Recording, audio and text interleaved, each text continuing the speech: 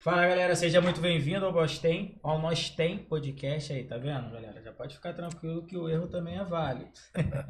Lembrando que essa gravação é a gravação em collab com o escritório de advocacia ADMC, Advocacia Moderna, correto? Correto. Garoto. Acho que se eu gravar mais uns 2 episódios com vocês, já vai valer como pós-graduação, né? Verdade. Não? O terceiro pé de música. É isso, galera. Hoje a gente está aqui com uma dinâmica diferente. Vocês já conheceram uma parte dos sócios e agora você vai ter a oportunidade de escutar a história numa outra versão dos outros sócios, claro, né? Então vou deixar com vocês para se apresentar de um a um. Ó, por democracia, vamos fazer o seguinte: a gente começa daqui e vai passando para os demais, pode ser? Pode, claro. Boa noite. Meu nome é Daniel Alexandre. Eu sou sócio fundador. Sou especialista e consultor em direito do trabalho, em direito empresarial e de processo civil. Cláudio. Boa noite, meu nome é Cláudio Rodrigues, né?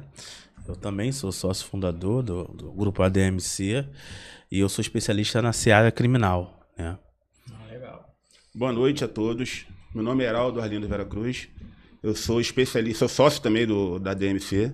Sou especialista em direito do consumidor com especialização na área do direito bancário. Show demais, cara. Assim, a gente tá aqui, né, cara, conversando. O podcast é isso. É uma conversa, é bem leve. Então, pode botar a mão na mesa, né? A galera tá super acostumada ali a ver a gente conversando, né? Acredito que é o primeiro momento de vocês, né, com as câmeras. Sim. Mas daqui a pouco vai se tornar natural, né? Que vocês vão estar gravando aí novos episódios e aí a gente vai conseguir ter mais liberdade. Eu queria entender da parte de vocês qual a expectativa que vocês têm. Porque assim, a gente vê que a função de vocês, num grande macro, os advogados sempre por trás das câmeras, né? Sim. E agora o momento já é outro. O momento já está pedindo que vocês estejam ali também em questão de produção de conteúdo, estudo de caso. Qual a expectativa que vocês têm em relação a esse novo momento nessa parte aí de audiovisual também? O escritório, né, quando surgiu o escritório nasceu numa ideia de faculdade, quando estudava eu e Aldi, a gente estudava no Norte Shopping, e aí a gente foi fazendo a faculdade, e quando estava terminando a faculdade, nós mudamos pro Polo Nova América. E lá a gente saía juntos, né, até 10h40 da noite, a gente já falava que quando acabasse a graduação, faríamos o nosso escritório. Então o escritório nasceu numa ideia minha e do Aldir de muita vontade. A gente atendia cliente na área de alimentação do Nova América, do Norte Shopping, e a gente começou o escritório assim, né? Foi na luta.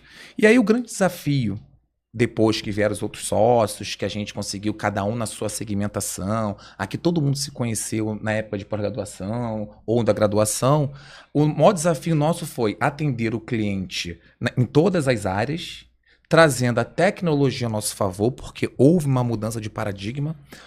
O advento da Covid-19 trouxe uma evolução tecnológica muito grande no ambiente do trabalho, no ambiente judicial, as audiências online, os processos eletrônicos. Então, houve uma aceleração partindo para a área digital e, com isso, veio a inteligência artificial. Então, hoje, o desafio é atender o nosso cliente e como a gente vai poder trazer esse cliente para nós. Como podemos atender ele, dar uma consultoria preventiva, que prevenir é muito mais barato do que litigar. Então, a gente está com suporte hoje interno no escritório, com a área tecnológica, com estagiários, e estamos buscando agora prospectar, trazer informação para o público do que pode, o que não pode, aonde é que é mais vantajoso, onde é o maior benefício. Então, trazer uma orientação para o público em geral, tanto para o consumidor final, como também para a produção, para o intermediário, para trazer uma modernidade e estar de acordo com a economia global. Então, essa é a ideia da ADMC hoje. É exatamente como o Daniel falou, né? Surgiu uma ideia entre amigos, né? Na época a gente fazia faculdade, começou entre ele e o Aldir, né? E aí, só que, como ele falou, nós já se conhecemos antes da faculdade, né? Um tinha mais afinidade do que o outro. E aí hoje o escritório já são 8 ou 7 sócios, né? Mas esse convite, né, pelo menos da minha parte, esse convite rolou através dos dois, né, me ligaram, me convidaram, eu já conheci o Aldir, o Daniel eu conhecia pouco, mas eu lembrava dele na faculdade. E aquele negócio, a gente tem, como o Daniel falou, a gente atendia o cliente na rua, no restaurante, no mercado, nas praças de alimentações. E aí, Deus quis que a gente se unisse, né? E formamos esse grande grupo hoje, que é a DMC, o escritório, né? Bem legal, né? Porque, assim, tem aquela... Literalmente é a história de sucesso, né? Que vocês começam ali, né, a empreender, mesmo que atuando, de repente, em alguns outros espaços dentro do shopping. E hoje tô com aquela estrutura lá que cara, diga-se de passagem, top. Uma boa estrutura, né? A gente começou mesmo do nada. Eu vim do RH, trabalhava prestando serviço para uma empresa da Petrobras. Ele trabalhava também com BBR, né? Auxiliar administrativo. Ele também trabalhou. Então todos nós viemos de baixo. Não teve ninguém assim. Que o escritório normalmente passa de pai para filho. Uhum. É o filho que vai lá, assume o escritório do pai. O nosso não. O nosso, a gente é a primeira geração. A carteira tá sendo construída, né? E minha história é coisa até engraçada. Hoje a gente ri disso, né? Porque a gente abriu o escritório em plena pandemia, né? Sim. Aí eles me convidaram pra gente fazer uma reunião, mas só que a expectativa é para eu ser parceiro do escritório. Aí eu fiquei entusiasmado com isso, eu aceitei, falei, pô, cara, que ideia boa, quero ser parceiro e tal. Aí eu fui pra casa, né? Só que eu fui pra casa, eu sou um cara que eu me ligo muito à religião, sou um cara temente a Deus, essas coisas. Aí na minha cabeça, me incomodando, eu fui até, né, falar das coisas da igreja, né? Fui até falar com um pastor, essas coisas, e vem aquela situação na minha cabeça assim, pô, você não nasceu pra ser cauda não, cara, você nasceu pra ser cabeça. Não nasceu pra ser cauda não, nasceu pra ser cabeça. Aí, aquela coisa me incomodando, quando eu liguei pra ele, falei, só vou aceitar se eu ser sócio também. Parceiro eu não quero não. Aí ele, não, tudo bem, pode ser sócio aí. Tá preparado? Eu falei, tô, avante. Aí a nossa frase hoje, a gente tem essa frase lá no... você já teve a oportunidade lá no escritório? Sim. Algumas vezes, né? A gente tem uma frase que a gente usa, ela desde que a gente iniciou no escritório, vai dar tudo certo. E graças a Deus vem dando tudo certo até hoje. Já é 6 anos, né? De escritório e vem dando tudo certo. Agora eu vou contar um pouco a minha história, né? Isso aí. Deixa eu só fazer um adendo. Essa é a palavra certa? Adendo? Isso. Uma colocação. Isso. A gente acabou pulando. A gente apresentou o Daniel com o nome e eu esqueci de passar o nome de vocês, né? Então, Sim. Seu nome é? Heraldo Arlindo Vera Cruz. Top. E aí depois tu passa. Não, assim, meu nome é Cláudio Rodrigues, né? E pode ficar tranquilo que assim, a gente conversa, tá aqui, tá todo mundo misturado, entendendo como é que funciona. Sim. Eu sei que a especialidade de vocês são extremamente agressivos. Agora, a questão da câmera é uma coisa que a gente vai desdobrando né, com o tempo. Pô, acabei te cortando, Heraldo. Não, tudo Perdão, bem. cara. Faz parte. Vou contar minha história com a DMC, né? Minha história com a DMC é a seguinte. Eu cheguei também convidado, né? Pelo Aldir. O Aldir é um dos sócios lá também. A minha história com ele, a gente trabalhou no táxi junto, na época de faculdade, entendeu? Então, a gente já tinha uma história anterior ao escritório, entendeu? O Dr. Cláudio também estudou comigo, eu só não estudei com o Dr. Daniel. Conheci ele posteriormente. E foi assim, cara, eu conheci o Aldir, né, trabalhamos no táxi também, conforme o Dr. Daniel falou, ninguém veio de herança com escritório de advocacia, foi sempre com luta. E eles montaram o escritório primeiro, eu não pude ir, eu tinha o meu escritório lá no centro, e numa festa de fim de ano que eu fui convidado por eles, né, para participar da festa, o Aldir me convidou. O que eu fiz, sabendo da união deles, né, do escritório da DMC, fechei meu escritório lá no centro e me uni a eles. Entendeu? E não me arrependo em nenhum momento. E sabendo também que foi sempre um desejo nosso. Desde que a gente abriu o escritório, foi sempre um desejo nosso contar com o doutor Heraldo Vera Cruz. Foi sempre um desejo nosso. A gente sempre ligava para ele, aí, cara, vem com a gente. Foi sempre um desejo nosso. Centro. Então foi um convite irrecusável, vou dizer assim. Tanto que eu fechei meu escritório lá no centro e vim para cá para me unir a eles. E estamos aí nessa trajetória de sucesso. E eu posso fazer um adendo também ao que o Dr. Daniel falou com a questão de tecnologia e falando sobre a questão das fraudes bancárias. Ele citou muito bem a questão das tecnologias e a fraude bancária hoje em dia, ela não pode ser tratada como um fenômeno único. ela está expandindo de uma maneira absurdamente, entendeu? Hoje os bancos eles oferecem bastante facilidade para os consumidores, né? Através do remoto, né? Do serviço remoto, seja por Pix, seja por movimentações financeiras. Então, o consumidor hoje ele está muito frágil com relação a essa questão da tecnologia. Então, os bancos eles oferecem esse serviço, mas ao mesmo tempo eles têm a responsabilidade de prestar a segurança adequada, entendeu? Vou citar um exemplo. A pessoa cai numa fraude Pix e o dinheiro vai para uma conta de terceiros. Essa conta, o banco recebedor, ele tem que ter um mecanismo de segurança para identificar se essa conta, o dinheiro foi de passagem, entrou, um exemplo, o dinheiro entra no mesmo dia e sai no mesmo dia. Isso é uma movimentação atípica.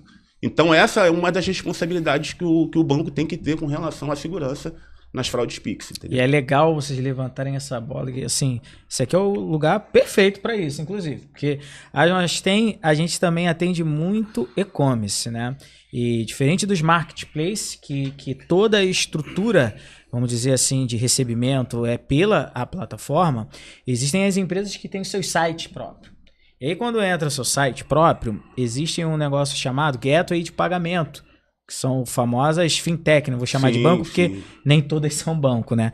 Mas existe uma prática dentro do mercado que a gente tá aí lutando, né, para se proteger, e eu acredito que a galera vai ficar bem feliz agora em receber essa notícia, porque tem um negocinho chamado chargeback. O que é? O cara que fez a fraude, comprou o produto com a documentação, cartão fraudulenta. de TC fraudulenta, e aí daqui a pouco a pessoa reconhece que teve uma fraude, faz, né, o pedido do valor de novo, aí o seller tem que devolver o dinheiro, mas cadê o produto?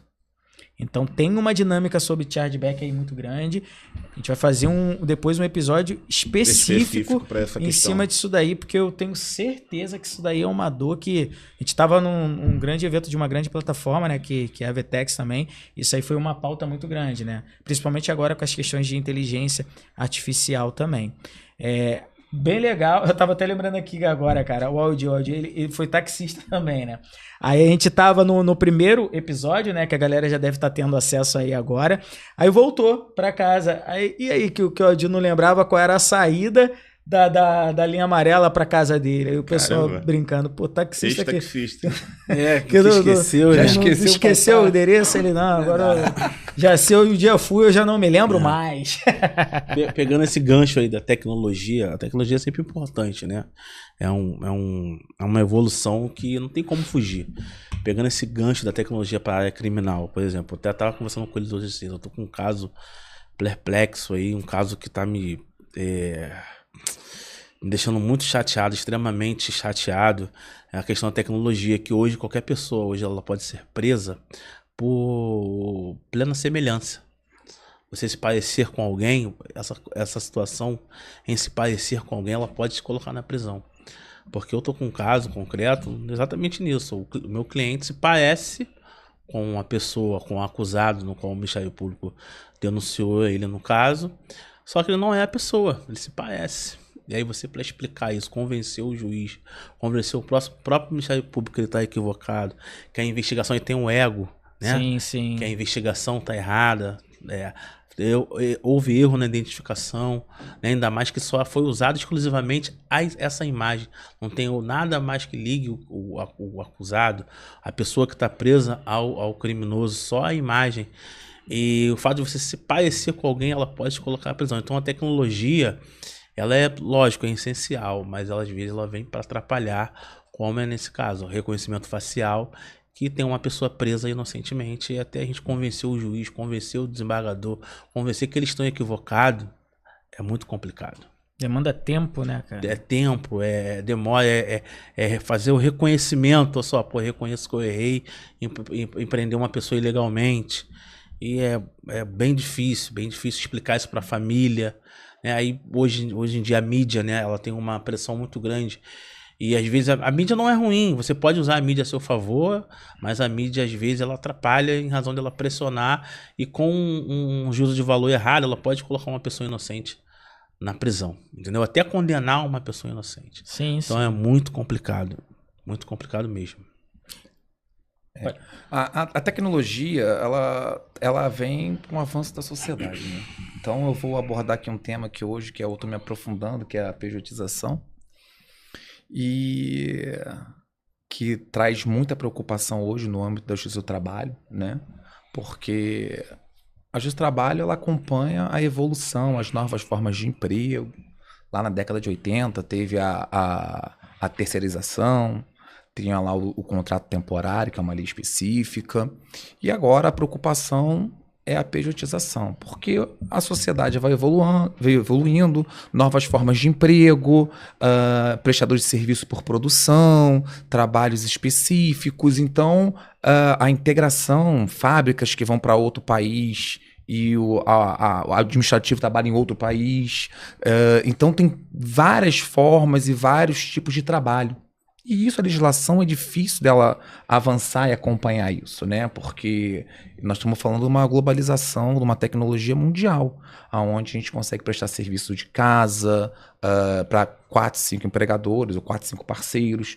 Então, hoje o desafio de trabalho é a pejotização, né? Que está suspenso todos os processos, que está pedindo vínculo de emprego através de contrato PJ, que é a abreviação de pessoa jurídica. Então tem um tema, né, que está suspenso, que é o tema 389, que está pela relatoria do ministro Gilmar Mendes, no STF, que basicamente é o que vai decidir se esse tipo de contrato, esse tipo de trabalho vai se aplicar no âmbito da Justiça do Trabalho, ou se esse tipo de contrato vai ser pela Justiça Civil, pelo Código Civil, na Justiça Estadual. E isso é que causa uma perplexidade, porque a Justiça do Trabalho, ela traz evoluções históricas nossas, do trabalhador, né? Então o trabalhador, ele lutou anos e anos para ter conquistas. E com as novas formas de emprego, com as novas formas de relações entre empregado e empregador, tem que ter esse cuidado de não tirar direitos do trabalhador, porque o direito construído ao longo do tempo, de anos, de séculos, quando você retira esse direito, não volta mais. Então, a tendência é só reduzir esse direito. Mas também são novas formas, né, de prestação de serviço, de parcerias. As pessoas hoje não querem mais entrar numa empresa, como foi na época do meu pai, do seu pai, que entrava numa empresa com 18 anos de idade, trabalhava até os 60 anos, fazia 30 a 35 anos com a mesma empresa, se aposentava e ia viver da aposentadoria. Hoje, os jovens, eles são tecnológicos, eles pensam em ser microempreendedor, eles pensam em novas formas, viajar, conhecer o mundo, a forma de cultura, de ganhar cultura, prestando serviço deles é diferente. Porém, é um tema que chama a atenção de nós, especialistas de trabalho, porque a Justiça do Trabalho, ela tem um olhar, um viés para saber se aquela relação, aquele contrato, ele é um contrato lícito. Foi feita uma pejotização de fato, foi feita uma relação entre duas partes e negociaram como empresa. Então, pode se regular? Pode, mas tirar a autonomia, tirar a abrangência da Justiça do Trabalho e passar para a Justiça Civil, né, para o Código Civil e ser julgado uma relação contratual, isso é perigosíssimo. Eu acho que hoje é o tema de maior relevância de trabalho nos últimos 10 anos, eu acho que é esse tema. Porque além de esvaziar a Justiça do Trabalho, o juiz da vara civil, além de ter várias questões de custo, de ônus de prova, custos que é gratuito, de acesso à justiça, ele só vai julgar o seguinte: essas partes são válidas, são capazes? São capazes. O senhor sabe ler e escrever? Sei. Então, o senhor assinou? Assinei. Acabou. Ele não vai entender que aquilo ali é uma relação aonde eu aceitei porque eu preciso daquele emprego, que é um emprego que está mascarado através de um contrato. E por que tem que ser na Justiça do Trabalho, que é especializada disso? O juiz do trabalho tem uma percepção. Ele faz audiência, ele conduz a audiência. O juiz que conduz a audiência é o magistrado que profere a sentença. A corrente basilar, o princípio basilar do Justiça do Trabalho é a primazia da realidade. Se o juiz, no ato da audiência, ele perceber que ele tem alguma coisa ali, que há um vínculo de emprego que está maquiado através de um contrato, ele pode declarar aquilo nulo, porque ele consegue perceber que não houve uma negociação, não houve um acordo entre as partes, e sim uma parte muito forte, a outra hipossuficiente, que vai aceitar todas as regras que está ali em prol do trabalho. Totalmente diferente do que de uma relação de negociação, onde você tem paridade, onde você negocia, tem paridade de negociação, que é totalmente diferente quando tem um contrato de trabalho, de pejotização, de um médico, de um CEO, que são, aí você consegue negociar. É uma tratativa diferente. Agora, a base da pirâmide, da classe operária, da classe trabalhadora, esse tipo de negociação não vai existir. E acho que esse é o tema principal. Acredito que a justiça do trabalho ela pode continuar sim como a responsável e ela analisar. Se ela vê que todas as características ali estão presentes, os requisitos de uma pejotização, olha, o seu pedido é improcedente, aqui houve uma pejotização, mas não tirar a competência da justiça do trabalho.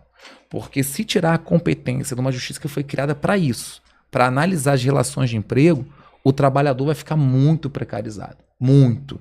Além do impacto em arrecadação de INSS, além do impacto social, né, do custo de quem abre uma PJ ter que ter contador, outras coisas, do impacto social, vai ter uma precarização maior ainda e desvaziar uma justiça especializada. Então, eu acho que esse é o tema principal hoje no meu segmento da justiça do trabalho, é esse tema da pejotização. Eu acho super válido, porque assim, a gente tem muito especialista de muita coisa hoje em dia, essa é a grande realidade, principalmente com inteligência artificial, né? Mas se a gente, assim, pega, por exemplo, eu sou vou dizer, leigo, né, na área jurídica, mas sou uma pessoa que não sou formado igual cada advogado tem que ser. Mas se você pega uma situação dessa, você tem o especialista que está dentro de uma área, correto? Que é a Justiça do Trabalho. E aí a gente tem um problema, que é a análise sendo feita por, de repente, um especialista que não é e não tem a experiência da área. A gente pode ter aí uma evasão de toda uma história de carreira. Porque é natural que se a gente prossiga muito com essa questão da pejotização, a parte de trabalhista vem diminuindo. No outro lado, você tem o empresário, porque a gente, como o senhor bem colocou, tem a questão do empresário ele ser pequeno, médio, né? Como até vocês que cresceram, precisam de mão de obra e às vezes entendeu que ali seria uma estratégia interessante. Mas ele também precisa se proteger. Do outro lado, ainda tem aquele que está recebendo essa oportunidade, né? Através, com mascarada de um contrato PJ, que na verdade ele é um funcionário, que ele vai lá, bate cartão, recebe cobrança, tudo dentro daqueles trâmites que teria dentro, tá dentro do CLT. Exatamente. Então a gente tem ali um contrato meio que, vou dizer assim, mascarado. Obscuro. E o doutor não quis dar um exemplo claro, eu acredito que daqui a pouco até ele consiga dar algum já estudo de caso, mas a gente tem aí uma briga que tá rolando da galera que é motorista de aplicativo, que eu acredito que entra aí perfeitamente, que de um lado você tem ali um grande player que dá uma oportunidade vaga, válida, muitos sustentam as suas famílias e ele quer se proteger. E do outro lado tá ali o motorista, que também quer se proteger. Mas e aí, quem é que vai proteger? É a justiça que é especializada com isso, que é a trabalhista, ou já vai lá possível, voltando para a parte de PJ, onde, cara, é olho por olho, dente por dente, conseguiu ler, conseguiu entender, segue. É mais ou menos isso, porque assim, é o meu ponto de vista. Eu não ou sou... o próprio Estado, né? Na verdade, medidas para poder proteger o trabalhador, né? Na verdade, esse seu exemplo é de uberização. Já é um outro... Aí já tem outra segmentação. A uberização, ela ocorre, né, no jargão, a discussão é: há uma relação de emprego ou não há? E qual é a tese de quem apoia que há o vínculo de emprego, segundo o artigo 3º, que o algoritmo do aplicativo, ele te direciona quanto mais você presta serviço. Então ele te torna escravo de um aplicativo, de uma tecnologia. E os que defendem que não é, horas, não há a habitualidade, porque você pode desligar o aplicativo e não trabalhar.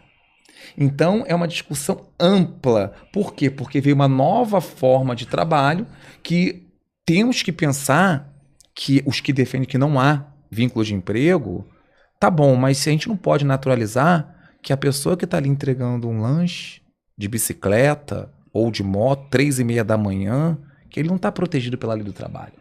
Ele tem que estar protegido por algo. Ele não pode estar ali trabalhando de forma totalmente precária. E será que um juiz civil que tem milhões de questões vai ter essa sensibilidade que o juiz do trabalho tem, que o juiz do trabalho ele olha no teu olho e já sabe quando você está mentindo, quando você está falando a verdade, porque ele está ali fazendo 80 audiências por dia, então ele já conhece, ele estudou para aquilo. É igual um grande médico, normalmente os bons médicos são especialistas em alguma coisa.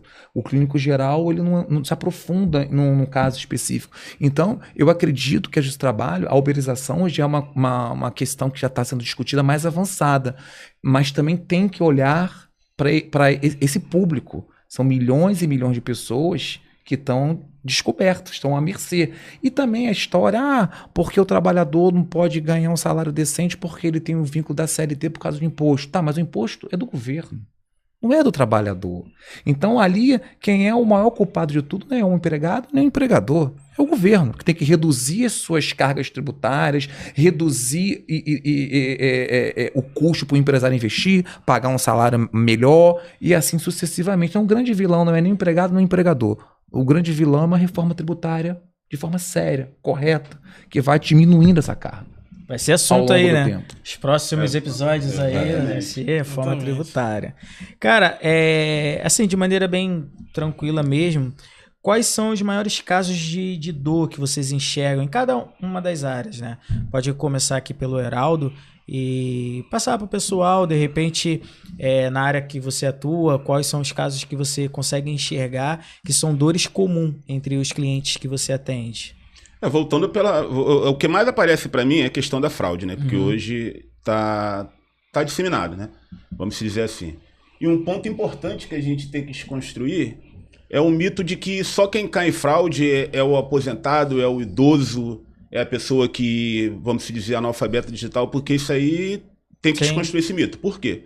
Porque pesquisa aponta que a fraude tá atingindo pessoas de alta renda, pessoas que já têm alta capacidade de escolaridade. Por quê? Isso acontece quando a pessoa fica muito exposta na internet, nos aplicativos, entendeu? Então, me perdi um pouquinho, pode parar um pouquinho? Pode ir. Vamos lá. Isso acontece porque a pessoa fica muito exposta na internet, entendeu? Então, esse mito de que só analfabeto digital, que só aposentado, que só pessoas que são leigas, a gente tem que desconstruir esse mito, entendeu? Entendi. Essa é mais ou menos as dores que aparecem para mim. As dores comuns, né? Comum, vamos dizer assim. No meu caso, as dores comuns, né, e é uma dor muito grave, são as prisões automáticas, né? Que hoje a gente no meio do direito criminal, a gente brinca que as prisões hoje estão sendo automáticas, estão banalizando as prisões. Por exemplo, caso de Lei Maria da Penha, né? Violência doméstica. Sabemos que é uma lei muito importante, né?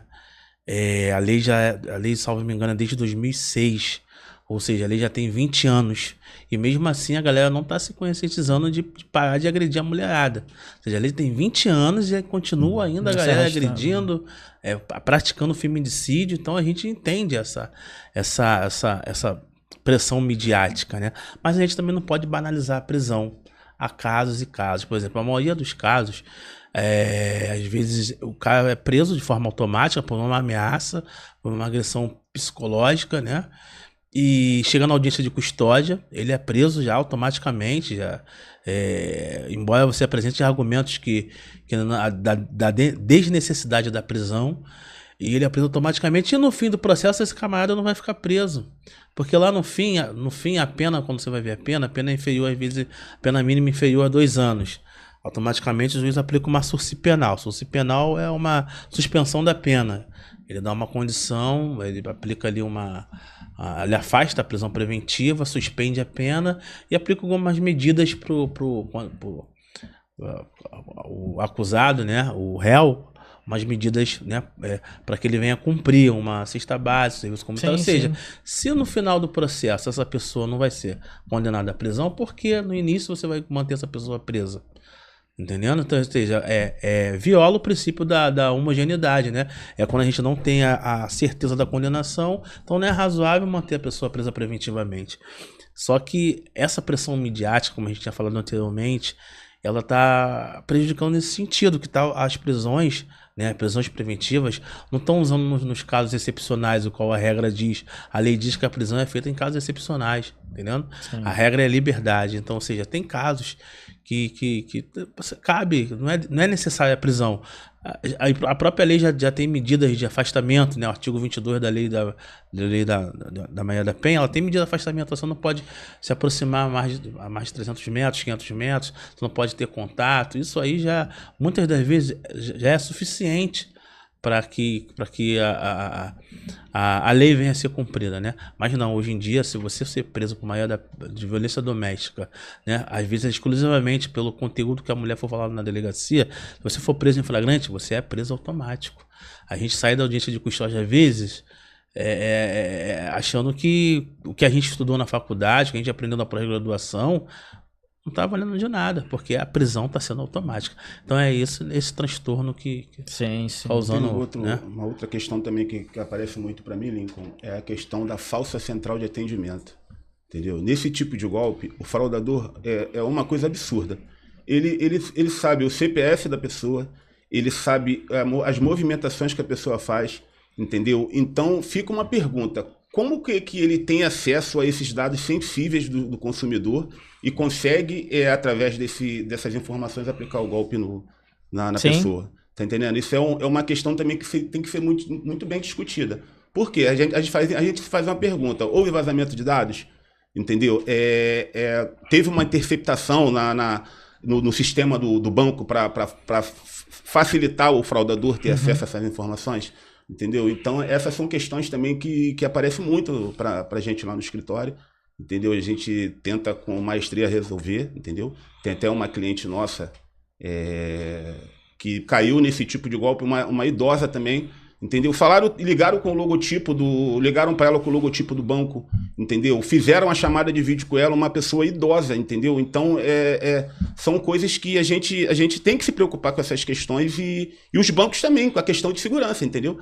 Se a pessoa sabe muitas vezes o número do cartão da pessoa, entendeu? Então isso aí o banco falhou em algum momento na questão da segurança. Tem muita coisa específica que a gente sabe que é dado que não tem como vir de outro lugar, né? Não tem como. Teve que vir do banco. Então esse é um dos momentos que a gente ataca na questão da responsabilização dos bancos, entendeu? Que eles têm que ter um mecanismo de segurança, eles têm que entender que a movimentação do cliente deles naquele momento foi uma movimentação atípica.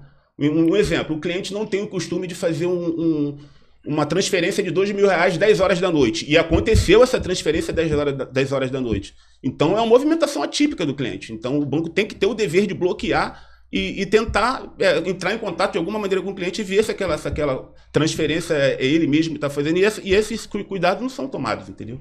Então esses são fatores que são sensíveis e é uma dor que aparece muito pra gente também lá no escritório, entendeu? Sim, pegando... O governo fez, né, o Congresso, a LGPD, mas na prática eu não vejo nenhum resultado da prática. Efetivo, né? O próprio Banco Central é invadido, perde dados, os órgãos do governo faz isso. Então, é muito difícil regular qual é a responsabilidade, como eu vou saber se foi vazado um dado de um cliente, não, é muito difícil. Então, acho que foi uma lei que foi promulgada, né, mas não teve efetividade nenhuma. Na Justiça do Trabalho, nossas maiores demandas são, primeiro, vínculo de emprego. É o vínculo. Normalmente, quando tem trabalho exclusivo, né, entrega, empregada doméstica, são a maior base é pedido de vínculo, né, de empregatício, e a segunda maior demanda na área do trabalho hoje lá no nosso escritório é rescisão indireta, porque Muitas empresas hoje têm dificuldade, né? O brasileiro está muito endividado e as empresas não são só ter esse privilégio, né? Tanto que tem recorde de recuperação judicial na história do país. É agora, recorde de recuperação judicial. Isso mostra que o país precisa se reinventar, olhar para esses dados, que ninguém pede recuperação judicial porque quer. E como as empresas, na primeira dificuldade, deixam de recolher o fundo de garantia para priorizar o salário ou para priorizar a operação, uma luz, e deixa de pagar, essa falta de depósito do fundo de garantia dá o direito ao trabalhador de pedir a rescisão indireta, que já é uma jurisprudência consolidada no direito do trabalho. Então, a nossa segunda maior demanda hoje no escritório é o pedido de rescisão indireta para interromper o contrato de trabalho. Uhum. Pegando esse gancho aí, como eles falaram sobre a situação da fraude, porque também envolve a área criminal, questão de estelionato, crime de estelionato. Eu acho, às vezes, como ele falou, que o banco tem culpa, não protege os seus clientes. Eu acho que muitas das vezes a culpa não está na instituição, a culpa está nas pessoas. Entendeu? Que é muito fácil você, como trabalhar num banco, você pegar e pegar informações de pessoas e anotar no papel. A entendeu? forma, né? Anotar no papel, tirar um print, entendeu? Então, às vezes, o banco pode até fazer uma série de mecanismos para proteger o seu cliente, mas quem controla é as pessoas. Então, muitas das vezes, a culpa não está na instituição, a culpa está nas pessoas. As pessoas que te utilizam, pegam aquela conta bancária ali, sabe das transferências, da transição que há naquela conta bancária, vê o que tem potencial, o que não tem, anota num papel e envia pro criminoso, pro cara que vai executar. Então, às vezes, não está no próprio banco, está nas pessoas, né? O principal culpado. Mas eu entendi, até concordo em parte com o que o Dr. Cláudio falou, mas existem normas do Banco Central e do Conselho Monetário Nacional que o banco tem que seguir à risca, tá? E o que o banco tem que ter? O banco tem que ter, conforme eu já falei, o sistema de defesa antifraude, tá? O banco tem que ter os bloqueios necessários. Isso aí são sistemas de segurança, são coisas técnicas que a gente não tem muito acesso, a não ser não, né? Eu, nos meus processos, eu peço todos esses documentos, entendeu? Porque se a pessoa caiu numa fraude, igual eu falei, movimentações atípicas. Um exemplo, citar um exemplo na conta do recebedor, do fraudador. A conta do recebedor, diariamente, ela entra dinheiro e sai dinheiro, automaticamente. Isso é uma coisa típica. Então, o banco tem que ter esse bloqueio, entendeu? Isso aí, inclusive, ele é obrigado a isso. Ele tem que ter esse bloqueio, ele tem que ter essa cautela de falar, não, essa conta aí tá com indício de que está sendo usada para fraude. Entendeu? Então, não é só necessariamente... acredito que exista também o fator humano, mas o banco, sim, ele é responsabilizado quando ele não toma os cuidados necessários. Então, essa é a questão principal. Não é falar, porque os bancos usam muito na defesa deles, culpa exclusiva do consumidor, culpa exclusiva de terceiros também. Que eles querem botar a culpa no fraudador e no consumidor. Mas só que eles esquecem que eles também têm a responsabilidade deles. Entendeu? Então, isso aí é uma coisa que, graças a Deus, eu tenho muito êxito nas minhas ações com relação a isso. Porque eu bato nessa questão. Tá, tem o fator... Porque geralmente a fraude,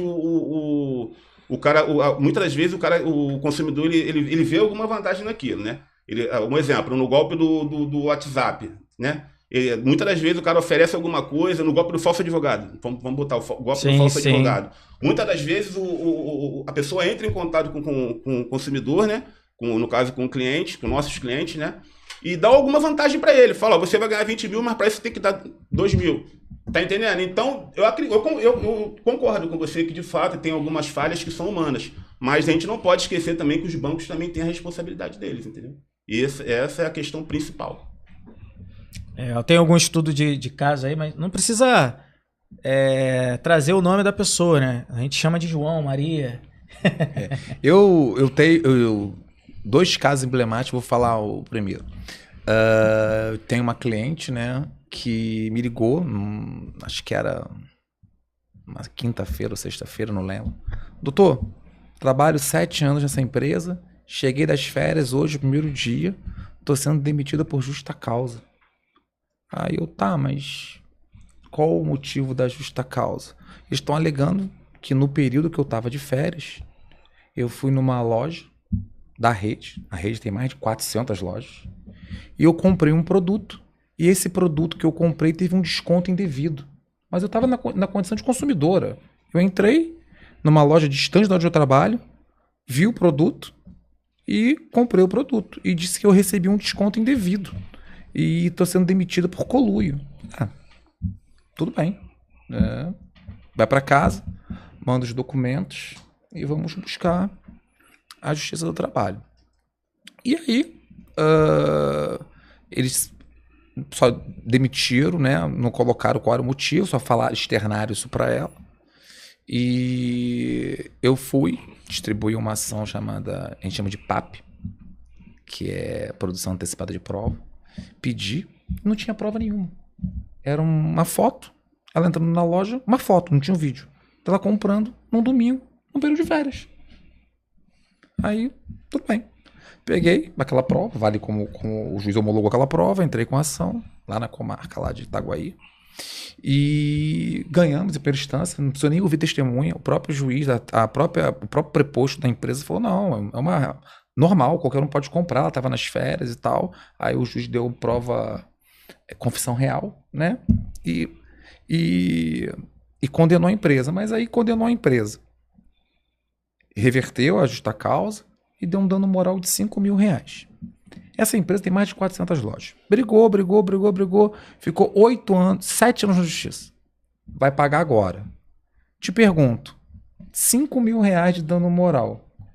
O que ela já investiu em produto, já ganhou em lucro, girou. Já voltou. É uma coisa que compensa.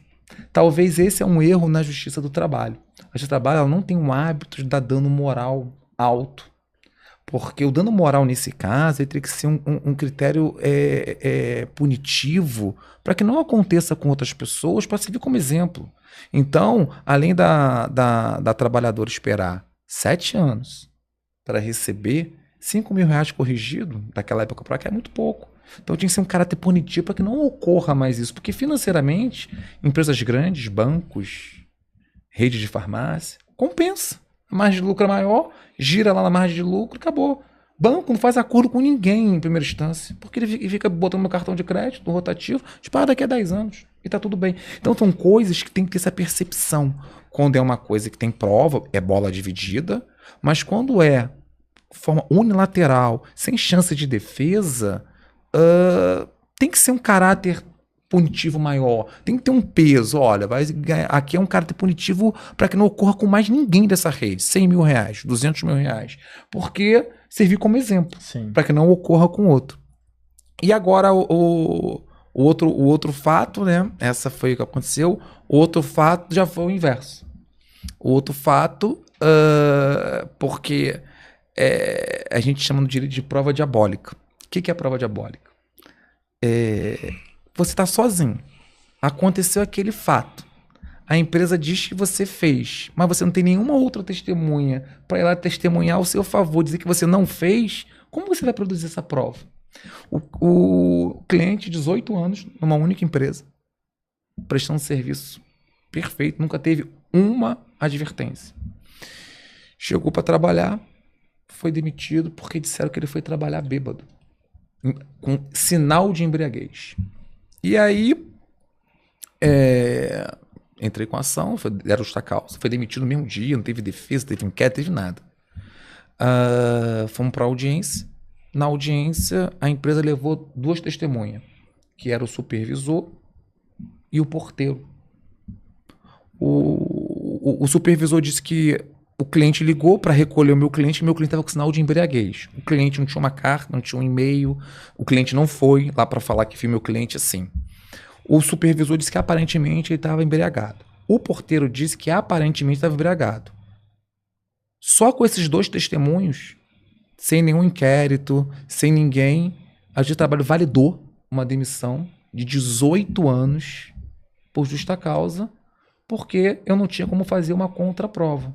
E ainda sustentei em segunda instância para os desembargadores. Senhores, se uma empresa então quiser, ela pode combinar com 2 colaboradores dela e botar para a rua quantos forem. Se não tiver prova ao contrário. A prova que vocês exigem desse reclamante é uma prova diabólica. Como que ele vai produzir essa prova? Então aqui está tendo Ah, doutor, mas é a distribuição da carga dinâmica da prova. Ele trouxe 2 testemunhos, eu não tenho nenhuma testemunha, mas claro que eu não tenho testemunha. Como que eu vou ter? E recorri até Brasília e perdi. Foi uma injustiça. E isso ficou marcado para mim e foi uma injustiça que eu não tinha como reverter. E às vezes acontece. Infelizmente. No meu caso, cara, são vários casos emblemáticos. Porque pro advogado criminal, acredito que é para todos, é bem mais fácil você defender uma pessoa culpada do que defender o inocente. Porque se o camarada for culpado, se ele for condenado, ele é culpado mesmo, ele está ciente das ações, tudo bem. O problema é o inocente, que você tá com a vida da pessoa nas suas mãos, você sabe que o cara é inocente e você às vezes não consegue convencer o juiz ou o Ministério Público que aquela pessoa é inocente, mesmo utilizando, às vezes, na maioria dos casos, o processo tem provas a favor do cliente, mas mesmo assim o Ministério Público insiste na condenação, o juiz insiste na condenação. Um erro muito gravíssimo, às vezes, às vezes quando você faz muitas audiências no mesmo caso, uma testemunha não faltou, o Ministério Público vai lá e pede insiste na testemunha, o juiz vai e remarca uma nova audiência. Aí quando você vai para essa nova audiência, já é outro promotor. Não, aí às vezes já é outro juiz. Vai mudando. Ou seja, aí você perde aí às vezes é um promotor que faz a audiência, o juiz que faz a audiência. Quando vai ver nas alegações finais, é um outro promotor que faz as alegações finais. Ou seja, às vezes o cara vê o caso na frente dele naquele dia, faz as alegações finais ali que ele foi intimado para fazer, mas não tem a sensibilidade do caso, não pega o caso, não pega o profundo do caso para saber realmente o que houve desde o início. Eu tenho até um caso que saiu na mídia, né? Passou até no Fantástico, de um casal, né, um pai e filho, que entrou no hospital para ser atendido, porque estava gravemente ferido. Não é tão grave, mas para eles era um grave, que é um corte profundo. E eles não conseguiram ser atendidos. Nesse interim teve uma confusão, no qual eles não deram causa a essa confusão, foi uma outra pessoa que deu causa à confusão. Um hospital, no caso, que só tinha uma médica para atender mais de 60 pacientes, o seu 5º plantão seguido atendendo sozinha. E aí, nesse interim, morreu uma senhora no CTI, já uma senhora que já tinha mais de 80 anos, ou seja, alegar que aquela senhora com mais de 80 anos no CTI estava bem, leviano, né? Porque se ela estivesse bem, ela não estaria ali. Morreu essa senhora nesse terreno dessa confusão. Não se sabe se ela já estava falecida ali, se ela morreu durante a confusão ou depois. E o delegado aplicou, né, com os testemunhos ali, alegando que o meu cliente tinha culpa na morte daquela senhora e colocou homicídio doloso, dolo eventual, como se ele tivesse a intenção de matar aquela senhora. Ou seja, uma pessoa que ele sequer viu, pessoa que ele sequer conhecia. Ele foi provado no processo, nos vídeos, que a confusão se deu toda na recepção. Em nenhum momento ele invadiu nenhuma sala. E ele foi acusado de dolo eventual, de matar uma pessoa. Os dois foram acusados, sendo que inicialmente eu consegui relaxar a prisão da filha, e também ela foi pronunciada, porque quando você é acusado de homicídio, você é julgado pelo tribunal do júri. Não é o juízo comum, é o tribunal do júri que julga. Então, os dois foram pronunciados, sendo que eu recorri para a filha, ganhei o recurso da pronúncia, ela foi absolvida, não chegou nem a ir até a júri, mas para ele eu não recorri porque ele estava preso. Então, eu queria acelerar o processo, se eu recorresse ia demorar mais um pouco, então, e eu estava muito confiante que ele ia ser absolvido no júri, porque as provas estavam totalmente ao nosso favor. E pasme, ele foi condenado no júri, decisão adversa. Eu me lembro no dia do júri que teve jurados que saíram perplexos, tipo, esse cara não matou essa senhora, um dolo eventual, não teve intenção de matar essa senhora. Se não me engano, o júri foi 4-3 ou 5-2, né? E ele foi condenado a 19 anos, ou seja, uma pessoa inocente que sequer viu a pessoa que faleceu, foi condenada a 19 anos. Graças a Deus a gente recorreu, né, lá no escritório recorremos para a segunda instância, entramos com apelação com base que a decisão do júri foi totalmente ao contrário à prova dos autos, e esse recurso, o desembargador, né, os desembargadores, que foi a turma que julgou por unanimidade, entendeu que realmente a defesa tinha razão e anulou toda a sentença. E agora eu consegui que o rapaz fosse libertado. Então, ou seja, 2 anos que ele ficou preso, 2 anos que ele perdeu a vida, né? Lógico, é muito triste que a senhora faleceu, muito triste todo o episódio, mas também com pressão da mídia, se colocou uma pessoa 2 anos e meio inocentemente presa. Entendeu? Então, e diversos casos aí. Se eu ficar aqui falando de todos os casos, a gente vai ficar aqui até amanhã. Das ilegalidades, né, que ocorrem no direito criminal. Eu tenho um interessante, Lincoln.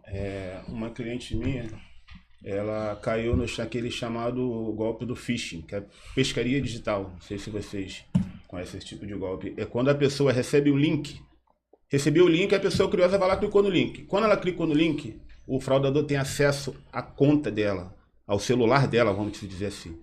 Ao celular dela. E o que aconteceu com essa cliente? Fizeram compras no cartão de crédito dela, fizeram empréstimo no nome dela, entendeu? E ela teve um prejuízo, somando tudo, deu uns 20, 25 mil reais. Aí a gente entra naquela questão da responsabilidade pela questão de segurança dos bancos. Ela não tinha, aí eu pedi ela o extrato dela, né, para ver como é que era as movimentações dela, né?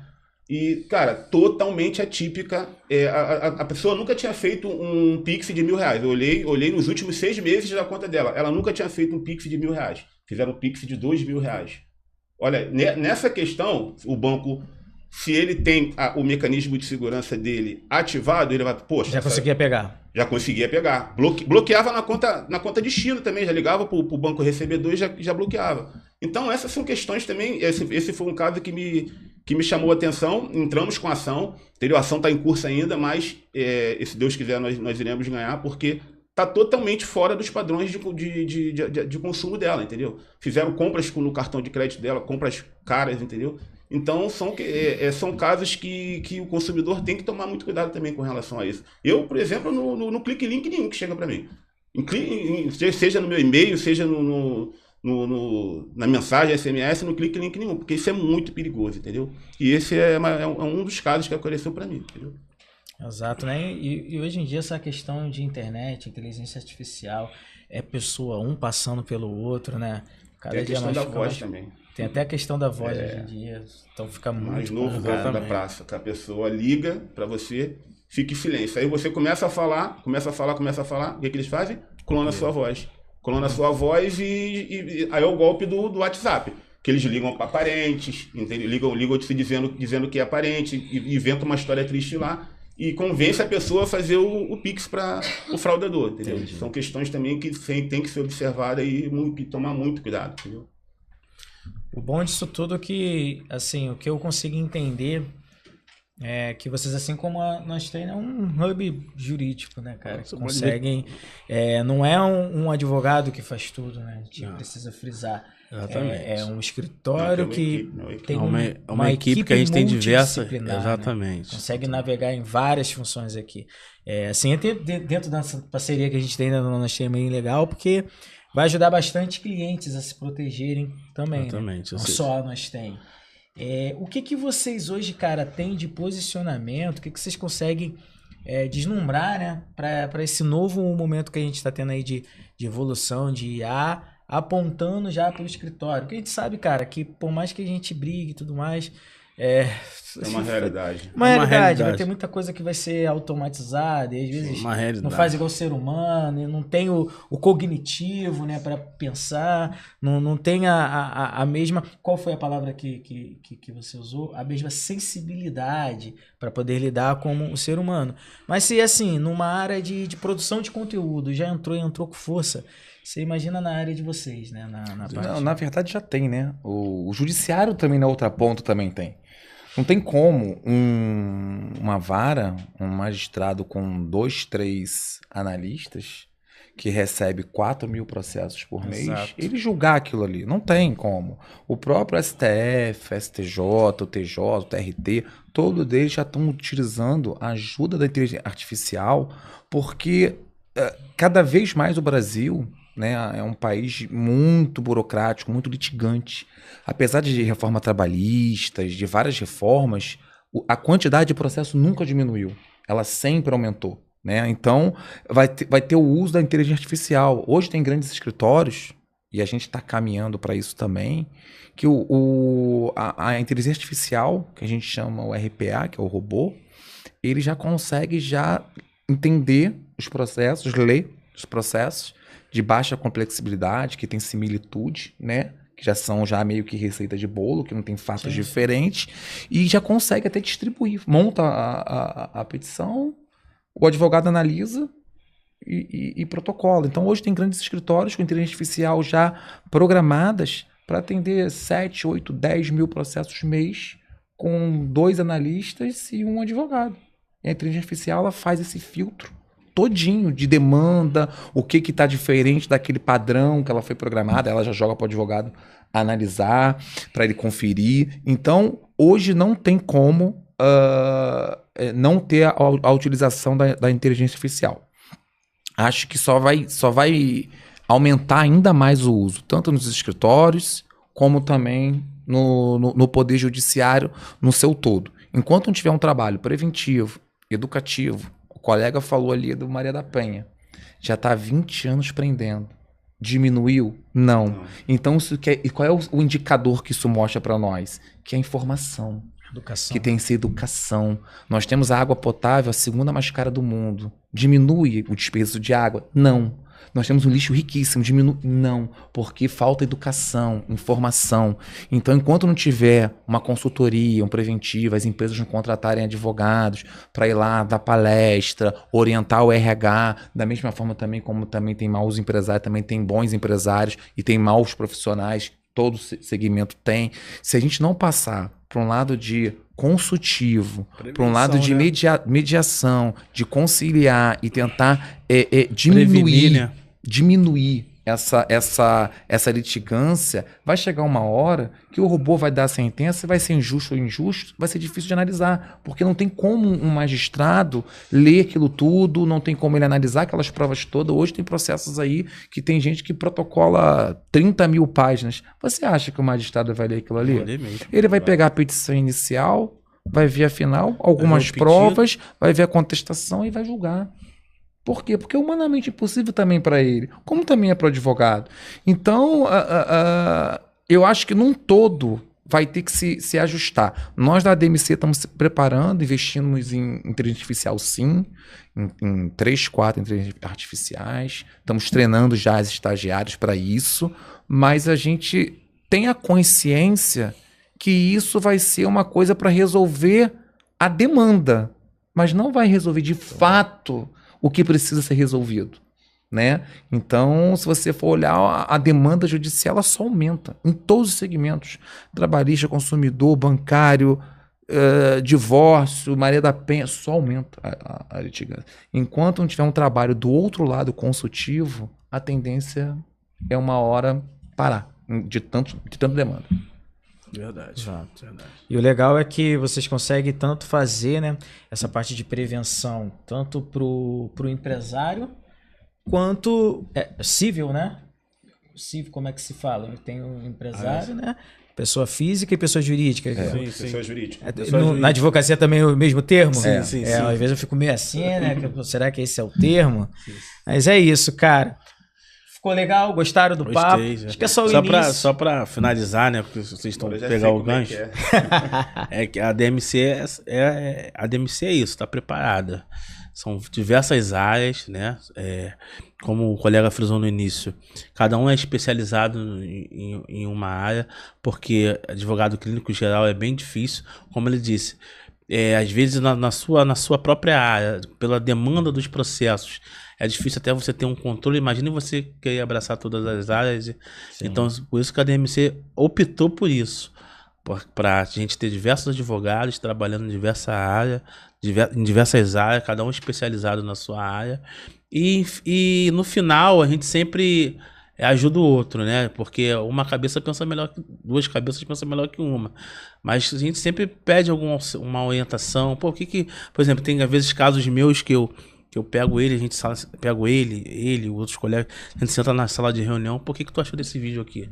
Às vezes é vídeo de um vídeo de um estupro, às vezes é um vídeo de uma menina confessando alguma coisa, do policial na investigação da câmera do policial. O que tu achou desse vídeo aqui? Esse vídeo tem relevância?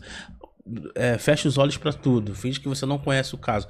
Às vezes, porque eu acredito no meu cliente, né? Então, mentir para advogado criminal é igual você mentir para médico, né? O advogado criminal, se você mentir para ele vai te dar receita errada. A gente vai achar que é uma coisa. Qualquer advogado. Qualquer área. A gente vai achar que é uma coisa quando vai ver lá na frente é outra, né? Então eu pego ele, pô, você que não tá ciente do caso, vê esse vídeo aqui, o que tu acha? Aí ele me dá uma opinião, pô, acho que é isso. Aí ele me dá uma opinião, acho que é isso. Então, ou seja, embora a gente seja cada um especializado na sua área, a gente tá sempre auxiliando, procurando a opinião do outro para que a gente chegue num denominador comum. Entendeu? Exato. E oferece solução para o cliente na plenitude, né? Chega um cliente, chega você lá com a sua esposa, aí uma demanda trabalhista, a sua esposa uma demanda previdenciária, a sua sogra. Então a gente consegue atender na plenitude do consultivo das empresas, que é o Prevento, né? Para evitar perder dinheiro. Mas, do outro lado, consegue atender na área trabalhista, na área civil, na área tributária, previdenciária. Então, a nossa ideia foi atender o cliente num todo. Onde ele chega no nosso escritório, ele vai ser atendido por especialista da área, vai ter o atendimento da jurisprudência do tribunal, o que os tribunais estão aplicando, quais as chances, e tudo num único local. Então, acho que qual cliente que não gostaria de, em um local, resolver 3, 4 demandas diferentes e falar com um especialista da área? Então, a nossa ideia foi atender o cliente na plenitude, né? Onde ele não precisava mais buscar nenhum outro escritório, nenhuma outra área jurídica, que ali na ADMC ele é atendido por todas as áreas. Então, a gente tem esse atendimento e um passa cliente para o outro. Às vezes, o mesmo cliente... Eu atendo, passo para ele, passo para o Cláudio, passo para o Bruno. Pode ter demandas, né? Isso. Diferentes. E aí que a gente cria um grupo. Nosso grupo, a tendência é só aumentar. Exato. Porque a gente atende várias áreas, tem vários tentáculos. Essa foi a nossa ideia quando a gente fez a união. Tem de várias áreas de forma especializada. Tem que frisar isso. Exato. Considerações finais. Lembrando que é apenas a continuação do primeiro episódio, né? Então a galera vai saber que já tem um rolando, que inclusive já está rodando, né? E esse que... Calma, galera. Daqui a pouco vocês já vão ter acesso também. Então, o que vocês têm de consideração final? Aquela hora de mandar os abraços, o congratulation. Não sei, tô falando muito inglês, né? Falei certo. Congratulation. O inglês é doideira. Começa por vocês e eu fecho. Minhas considerações finais é agradecer, né, pela oportunidade de estar aqui. Agradecer aos meus sócios também pela presença deles também, que a gente marcou, já estamos conversando desde semana passada para vir aqui, então é uma coisa que pra gente é muito gratificante, né? Agradecer também o pessoal aí do estúdio aí. E do mais, agora é só ver os próximos episódios. Exato, vamos pra cima. Idem, cara. A sensação aqui é de gratidão, né? Tanto os meus sócios, né? Que a gente tá junto nessa caminhada já há um bom tempo. Tanto vocês que deram essa oportunidade pra gente estar aqui. A gente chegou, como eu disse, a DMC já tem 6 anos, né? Então gratidão. Gratidão a todos que confiaram na gente nesse período todo, a todos que acreditaram no nosso trabalho. E avante. Em relação à tua oportunidade aqui, a estrutura do estúdio, ao pessoal que está aqui trabalhando até essa hora, quero agradecer a todo mundo em nome da ADMC, a você, Lincoln, em especial, que teve a ideia e a percepção de trazer um pouco o nosso escritório para a área digital, né? Para a área de mostrar o nosso trabalho, que é muito bom, mas talvez estava faltando um pouco de mostrar o que cada um faz. E você teve essa percepção como nosso cliente lá no escritório, como nosso parceiro, você visualizou, viu o potencial e trouxe a gente para esse lado digital, que confesso que está sendo muito produtivo, né? Para todo mundo mostrar o seu trabalho. Lá no nosso escritório, a gente busca sempre estar atualizado, se aperfeiçoando cada vez mais, congressos, jurisprudências, novos métodos, novas teses, corrente majoritária, corrente minoritária. Então, a gente sempre busca oferecer para você, cliente, o nosso melhor, né? Tanto o cliente, pessoa jurídica ou pessoa física, né? Na lá da consultoria, porque com certeza prevenir e orientar é muito mais barato do que litigar, né? Em qualquer área do direito do trabalho. E é você que nos assiste, tiver alguma dúvida, pode fazer as perguntas lá no chat, nós vamos responder, né? E agradecer por esse início dessa parceria. Exato. Meu muito obrigado a todos vocês.